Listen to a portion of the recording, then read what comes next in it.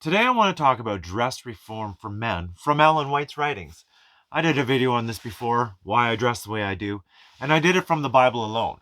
But because most people don't really look at the Bible the same way I do, I want to take you to Ellen White's writings so that way we can all see it together, and then it just makes plain what I said in my other video. So I want to start with an Ellen White quote that just kind of puts us all in place. She says, "We should seek to make the best of our appearance. In the tabernacle service, God specified every detail concerning the garments of those who minister before him. Thus, we are taught that he has a preference in regard to the dress of those who serve him. Very specific were the directions given in regard to Aaron's robes, for his dress was symbolic. So the dress of Christ's followers should be symbolic. In all things, we are to be representatives of him. Our appearance in every respect should be characterized by neatness, modesty, and purity. By the things of nature, the flower, the lily, Christ illustrates the beauty that heaven values, the modest grace, the simplicity, the purity, the appropriateness that would make our attire pleasing to him." So that's pretty neat. She just pretty much says that we are a living witness in everything that we do, even in how we dress. And does the Bible not talk about that? It says it's not about the plaiting of hair or wearing of jewelry and all those things that represents Christ, but it is I can't remember how it says it, but it's the simplicity of dress, walking in the meekness and humbleness of God with a perfect and contrite heart. And that's pretty much it, the simplicity of it, eh? God wants us not to stand out to the world, to try to draw them by the outward appearance. He wants them to be drawn by the inner appearance of the man. But as we can see, that there are things that will also show something a little bit different. And I want to talk about modesty for men. And I want to take us to a Bible verse, which I think kind of Ellen White, from the Ellen White quote that we just read, just kind of makes a little connection between these two things. It says in Psalm 104, verse 1, "Bless the Lord, O my soul, O my Lord God, thou art very great. Thou art clothed with honor and majesty, who covers thyself with light as with a garment." So here we can read in this passage, it talks about God covering himself with light as with a garment. If we think back to the Garden of Eden with Adam and Eve were both clothed with garments of light. And it wasn't until that Adam and Eve sinned that those garments of light faded away and all of a sudden they found themselves naked. So let me read Isaiah 61 verse 10 now. It says, "I will greatly rejoice in the Lord. My soul shall be joyful in my God, for he hath clothed me with the garments of salvation. He hath covered me with a robe of righteousness, as a bridegroom decketh himself with ornaments, and as a bride adorneth herself with jewels." So here it talks about God covering us with his righteousness. It's not our righteousness that needs to cover us. It's supposed to be his righteousness. And if his righteousness covered himself, his righteousness, the way it covers him, should also cover us in the same way. So if what we wear is symbolic, as the Bible teaches, right? It's not about the wearing of all the jewels and stuff like that, but it's the shamefacedness and just being dressed in modest apparel that talks about what a Christian is. We should be able to see this also with exactly how we should be dressing. So I'm going to talk about short sleeves, and should we actually be wearing short sleeves or not, or shorts? And you know what? It's really interesting. It wasn't until like the 1980s that people started wearing, you know, shorts. Would it be short sleeves? It would have been around the beginning of the 1980s when people started wearing short sleeves to work and in churches and stuff like that. It used to be that everybody knew that you just didn't do that. Would you ever wear shorts to church? No way. I was probably one of the fewer people that started wearing shorts to church, and that would have been like early 90s. You wouldn't even dare do that before that time. And that was in Pentecostal churches, right? I was Pentecostal most of my life, let alone whatever other church, that really holds more to following the Bible in more modesty, I should say. I guess, the Pentecostals were actually pretty modest for the most part. Did you know it wasn't until like the early 1900s when all of a sudden short sleeves started coming into place, where it actually started existing? Every time we look at all these Bible pictures and we see people in short sleeves or like wearing like mini skirts and stuff like that, that has nothing to do with reality. That's not the way it was back in the day. Yes, you can go to some some, like, say, African tribes in different places where they wore almost nothing. But as for Christians and like the Christian nations, they all wore long sleeves. I believe it was like 1913 when all of a sudden some military people, they were down in some hot country. I'm assuming this is U.S. military people, and they decided that they were just going to go in their undershirts, and all of a sudden it became fashionable and popular, and all of a sudden you started seeing the rise of short sleeves, even in offices and people where people worked in the 1980s, like the beginning of the 1980s. It still wasn't a thing to be wearing short sleeves. It was still predominantly long sleeves up till that point. And if you didn't have a shirt on, there's no way you could go into a store. No shirt, no shoes, no service.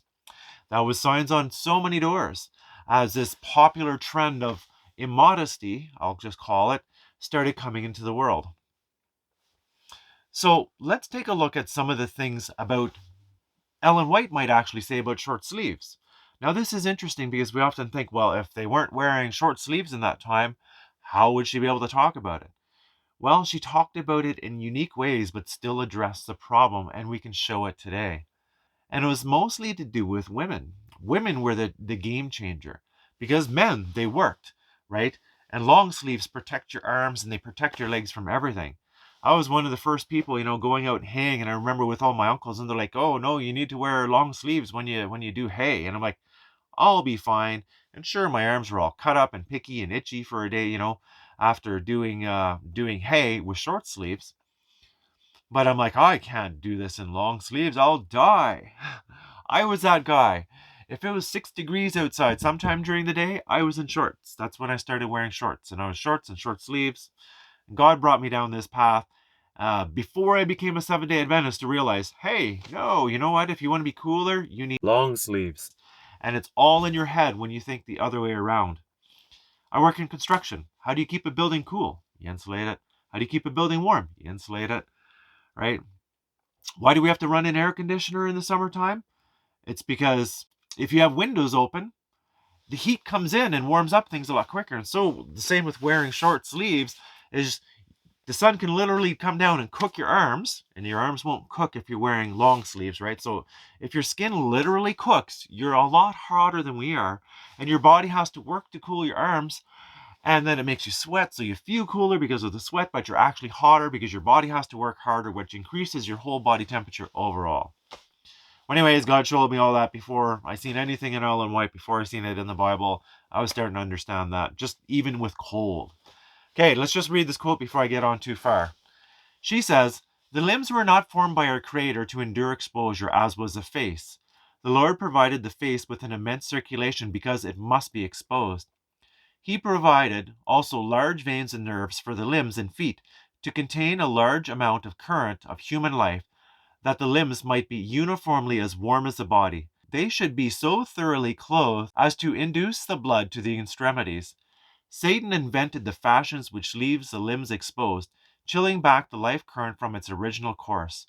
The parents bow at the shrine of fashion and so clothe their children that the nerves and veins become contracted and do not answer to the purpose that God designed they should. The result is habitually cold feet and hands." Okay, so I always had that problem. I would even sometimes put on a pair of mitts in the summertime because my hands would be cold. I'm like, this is crazy. Why are my hands cold? And I had no idea it was due to unhealthful practices when I was young. Okay, so a lot of people are going to start saying, hey, this is only for winter time and has nothing to do with summer. And as we go further, you're going to see this is summertime too. This is not just wintertime. Because if your arms are hot, your body's got to work hard to try to cool it. So by doing that, you're raising your heart temperature up to a temperature that it shouldn't be. So now a lot of people are going to say, well, hey, she talks about the face is provided with immense circulation, but what about the hands and feet? Okay, let's just look at what she says about hands and feet. Okay, now this is going to be in the context of women, but the same principle is involved with men. It says, "The slaves to fashion may say the feet and limbs are exposed. I beg pardon, the limbs are not exposed. It is true that the reformed dress reveals the fact that women have feet and limbs, and when they are modestly and sensibly clothed, making exposure impossible, she is not ashamed of that fact. But the fact that women have feet and limbs is not, as we have said, concealed by the length of the dress. We have decided that health and modesty require that women clothe their limbs as thoroughly as they do the other parts of their body. So here she's talking specifically about the feet. And she's saying, yes, the feet should be covered up. She doesn't list the hands here. Hopefully I have the quote with the hands. I do have a quote with hands. But she talks about it being clothed as equally. She has another spot, which is kind of interesting, where she talks about that we should have thick-soled shoes. And while, if the ground is at a decent temperature and you can be outside in the summertime without shoes on and walking around, but when the ground is cooler and you walk outside, it puts a strain on your body to try to heat your feet, and therefore it causes problems throughout your whole body with the rest of your circulation. So it's always cooling and you're trying to warm, which means that your body has to work twice as hard, and your heart is working harder than it should. If we want our hearts to work harder, it should be because we're doing work or exercising, and not because we're just not clothed in a way that is keeping them at the proper temperature to make it easier for our body to work. Because frankly, as we get older, we wear out. Wear and tear on the body is also from the heat and from the cold, if it's too hot or if it's too cold. So if it's a really hot day, it's best to be in the shade. And hence why long sleeves are important, because if you're out working in the sun, you're shaded. Okay, so let's look at a quote now where she talks about being dressed this way in warm weather. A moment's reflection will indicate the effects of this mode of dressing or want of dressing on the child. The moment the cold air strikes the bare arms and legs of the child, the blood is driven from these extremities to the internal and more vital organs of the body. The result is congestion to a greater or lesser extent of these organs. In warm weather, the effect will be congestion of the bowels, causing diarrhea, dysentery, cholera, infantum. We think this mode of dressing must be reckoned as one of the most prominent causes of summer complaints, so called. In colder weather, congestion and an inflammation of the lungs, congestion and inflammation of the brain, convulsions, etc. will result. At all seasons, congestion, more or less, is caused. The definite effects depending upon the constitution of the child, the weather, and the various circumstances. So here she just plainly, outrightly tells us, hey, warm weather, cold weather, it affects you. Now, here's a simple test for you. Put on a pair of pajamas. Well, I don't know how people dress when they go to bed, but put on, if you don't have pajamas, put on a pair of jogging pants or go to bed with something on and a long sleeve shirt. But with your long sleeve shirt, pull up one arm. Or if you don't have long sleeve shirt that's comfortable to sleep on, go to bed with a pair of pants and pull up one pant leg. And then when you wake up in the middle of the night or in the morning, tell me, how does that one leg feel as compared to the rest of your body? You will notice that it is dramatically colder. And so while that's cold and your body's trying to keep an even temperature through you, it's causing your body to work, so your body can't heal the way it should at night. So even how we dress when we go to bed makes a difference. If you want to go to bed in just a pair of underwear, you know what? That's pretty close. You're pretty evenly clothed there. That's not going to make a difference. But if you have a fire in the house and you got to go out running for your life, or time of trouble comes and it's time to go, you're still best to be dressed in something that is decent to go outside. But underwear is fine. Okay, let's take another quote. To merely engage in simple play for amusement cannot satisfy the conscience, but will leave the impression upon the mind of the invalid that his life is useless.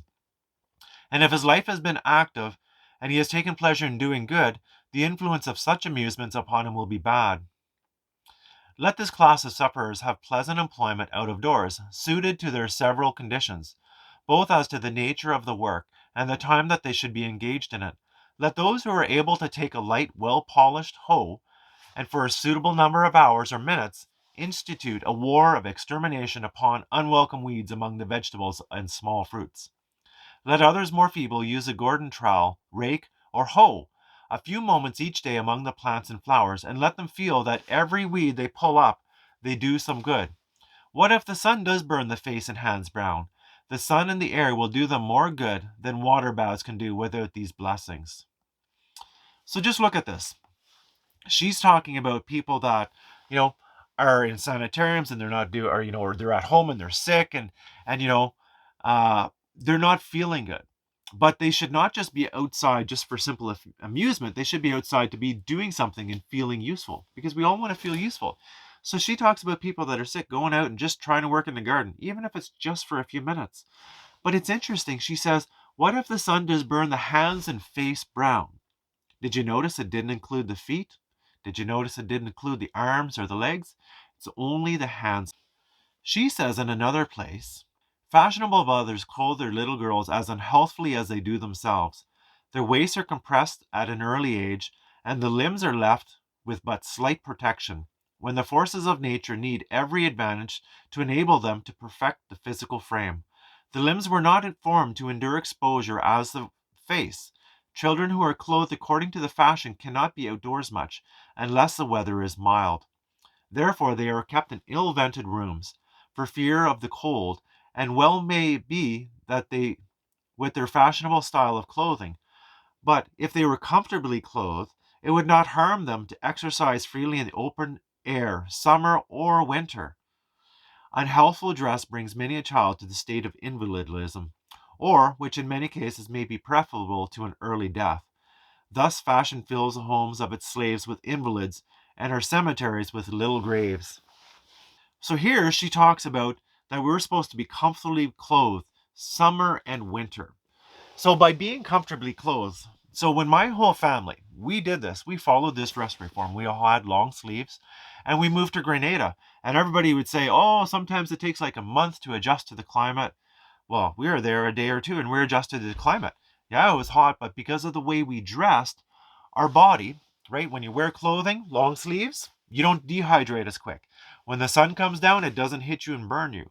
It's nicer to wear lighter clothes. So if you wear, say, white clothing, all the good properties of the sun actually come through your clothing and reflects the heat.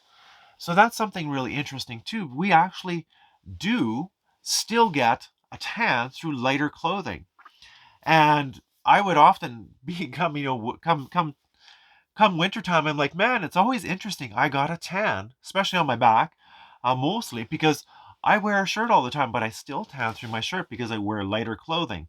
So while it reflects the heat and it's cooler, my body's still getting some of the sun that's good for it in order to be able to produce the things that I need. But it doesn't get very much sun. And therefore, I never burn. So therefore, if somebody says, are you not hot? I say, yeah, I'm hot, but I can't be as hot as you because my skin is literally not cooking as yours is, right? If you were to take a warm frying pan and a hot frying pan and you put your hand on the warm frying pan, you say, is that warm? You say, yeah, that's warm. Then you have a hot frying pan. Is that warm? Yeah, that's warm, but one is definitely warmer than the other. So if your hand sizzles and cooks in the one, but doesn't sizzle and cook in the other, which one are you actually cooler in? Right? So it's about your body saying, okay, yes, it's hot. We're both at the exact same temperature because it's the exact same temperature outside. So if I have short sleeves, it just feels like I'm cooler because I can feel the evaporation of my sweat. Or I might feel the breeze on me. But that breeze, if it's 32 degrees outside, the breeze is still 32 degrees. It makes no difference. It's still the same temperature. It's really all in our heads. Okay, let's read another quote about Ellen White talking about the same circulation. In order to follow fashions, mothers dress their children with limbs nearly naked, and the blood is chilled back from its natural course and thrown upon the internal organs, breaking up the circulation and producing disease. The limbs were not formed by our Creator to endure exposure, as was the face. The Lord provided also large veins and nerves for the limbs and feet, to contain a large amount of the current of human life, that the limbs might be uniformly as warm as the body. They should be so thoroughly clothed as to induce the blood to the extremities. So here she's talking about that we need the circulation to keep our bodies uniformly warm as everywhere else. Now here, this quote is talking more about the cold because she's saying they are clothed, they are wearing long sleeves, but just that they shouldn't be going out, say, with like just a vest on. And how many times do we see people that wear vests with no sleeves? And like, so that is so not right. Now, I always look at the pioneers and I look at what they wore and I see that they wear suit jackets and it looks like they wear vests underneath. And I'm always like, they just didn't see it all in the dress of men that they shouldn't be wearing vests. They could probably put on a suit jacket, but then they're in their shirt, they're in their pants. And if it's hot weather and they don't have long johns on, you're probably best to have that jacket off and not be wearing a vest. So for myself today, when I go to church, I don't wear a suit because the suit jacket to me violates these principles. And if they didn't notice it at that time, it doesn't matter. The principles are here for us to understand. And if this was brought to them and they thought about it, they'd be like, oh, and what would they have done? They would have been like, let's just do shirts. That's just what they would have done because the pioneers walked in the light that they had. And therefore, that is what we should be doing today. If we're given light, we should walk in it. Okay, this will be the last quote dealing with long sleeves and long pants. It is painful, extremely so, to anyone who reflects upon the subject to see children thus decked like the victims for sacrifice to gratify the insane pride of foolish mothers. Our most earnest advice to all mothers is to dress the legs and arms of their children warmly at all events. It would be infinitely less dangerous to life and health to leave their bodies uncovered than to leave their arms and legs as bare as the common custom. So this is like one of Ellen White's quotes where she'll just say, it's better to have your arms and legs with more clothing on it than it is your chest. So think about that when you go outside in the wintertime. And I often got to think about that myself. I'm like going outside, putting on my long johns, and then I can throw my coat on and away I go. And my pants are thicker than a shirt, so it's working almost the same way. I try to keep this in principle always. So now I want to go into something a little bit different. Why do I wear suspenders? So yeah, this is something else. Now this is something that Ellen White doesn't actually have any information on for men. But why do I dress the way that I do? Why do all, and I say, when I say all medical missionaries, it's the ones that are living up to the writings of Ellen White. So the medical missionaries that are living up to all the light that Ellen White has, you'll see them all in suspenders, whether it's Maimon Wilson or Thomas Jackson or, what's his name? Oh, shucks, I wish I could remember his name. This guy, is he down in Texas? Taller guy. But anyways, it's surprising. You don't know he wears suspenders, and then he'll pull back his jacket, and then you see suspenders. So a lot of medical missionaries wear suspenders, but hide them so you don't notice it. And then I know people that have suspenders and wear it underneath their clothing so that people don't notice it. I'm like, you know what? I'm just wearing suspenders because, shucks, I learned a long time ago that suspenders are exactly what Ellen White was talking about when she says women should not wear all this weight on their hips. All right, but I want to take us to a Bible verse first. Now, yes, I'm taking this out of context, but sometimes it's fun to take things out of context and say, oh, just look at this, and I think it's an interesting point, but it's not a thus saith the Lord. I can put no weight on it at all. Well, I can put some weight on it because it says in Matthew 11, verse 30, for my yoke is easy and my burden is light, right? So God's just telling us, hey, let's have all this weight on your shoulders, right? You know, we're going to work together with all the weight on our shoulders. It's not going to be on our hips because we'll be driving back and forth, but on our shoulders, we can be insane. So yes, it's completely out of context. But I believe that we should not be wearing belts. And I'm a firm advocate for this. For anybody that wears a belt, I just want you to if you're going on a trip where you're driving for 4 or 5 hours, okay? Just drive for 2 hours with your belt done up, not loosened, but just the way you'd wear it normally as if you're working. And then after 2 hours, just loosen it and see how you feel. You know you feel 100 times better. The relief that happens is just like, oh, it's so nice. It's almost like taking a drug, right? It's not like that, but that's what it is. There's like a euphoria. It's like, oh, this is so wonderful. So let's just look at something that Ellen White says. She says, I have heard young ladies complain of pain in the side when they're in a sitting position. I have found upon examination that the only cause was the tight bands pressing upon the tender nerves and veins, impeding the free circulation of blood. When the underclothing, as well as the dress waist, was made loose, and all the garments were suspended from the shoulders by straps, the pain disappeared. The skirts dragging upon the hips hindered the blood from being conducted freely to and from the limbs, and also prevented active exercise by impeding locomotion. The clothing should be worn so loose as to give the most perfect freedom of circulation, respiration, and the exercise of every portion of the body. Okay, so yes, men and women are built differently, but shucks, we're not built that much differently. I know, it's a fact. Anybody who just drives and just wears suspenders and then, you know the difference. Oh, my pants are loose. I can just shove both my hands in there and it's nice and it's free. And it's not so loose that you know somebody's going to walk by and they can see down it. Although if you start losing weight, that starts happening. Then you just got to start changing sizes of pants or just sew it in, bring it in. And I've had to do that a few times myself. So yeah, the circulation. It's all about the circulation. As we've seen from all the quotes above, that it talked about above. I say that because I'm reading a Google Doc. But anyways, earlier in the video, when we looked at it, talked about having perfect circulation. So by wearing a belt, we don't have perfect circulation. And for me, this was one of the things I needed to do in order to get over my sleep apnea. I had severe sleep apnea. And I went to the long sleeves and I did the suspenders. And you know what?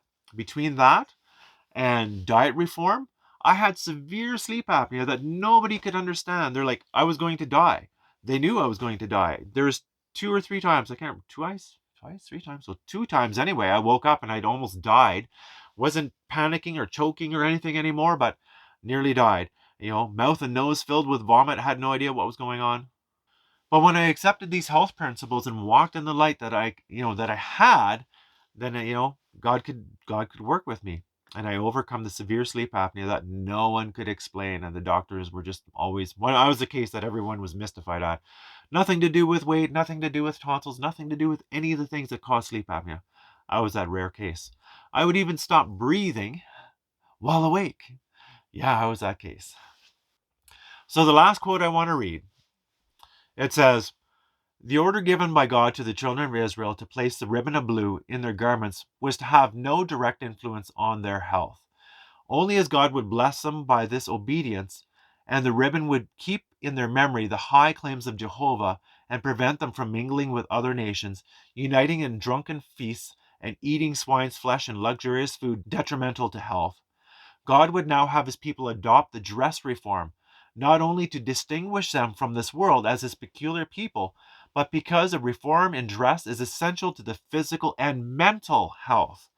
God's people have to a great extent lost their peculiarity and have been gradually patterning after the world and mingling with them, until they have in many respects become like them.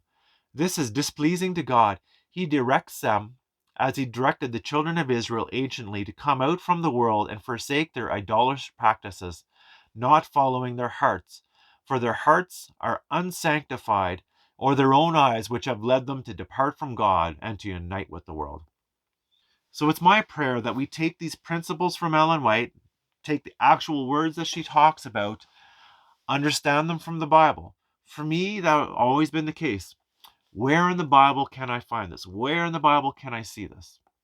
So we could see that the dress of Aaron, we can look at how he is dressed, we can look about how Adam and Eve were clothed with light. And the idea is that they were clothed everywhere with light. So if Jesus' righteousness, which is the light that we read about earlier, in what verse was that? In Isaiah 61:10, where it says, he hath covered me with a robe of righteousness. This is Jesus' righteousness covers us. Do we not want it to cover all of us? Do we want to go to heaven with, all our body, right? Or do we want to, be missing parts when we go? It's not that we want to be missing parts. God wants us clothed completely. And what we wear and how we wear our clothes helps us to identify how much of Christ's righteousness we want to cover us, right? It's also symbolic, but there's other things that we do that are symbolic too. But everything we should do, it should be for anyone in the world to be able to look at us and go, why does he do that? Why does he do these things? And everything we do should be just as nature, and it should be an open book as to the word of God. So our clothing, for modesty's sake, right? Adam and Eve all of a sudden knew that they were naked, means that we need to be covered fully. It's my prayer that you'll understand that if you want the testimony of Jesus, it means you have to walk in the light that we have. And therefore, we can all become united as a people when we do this.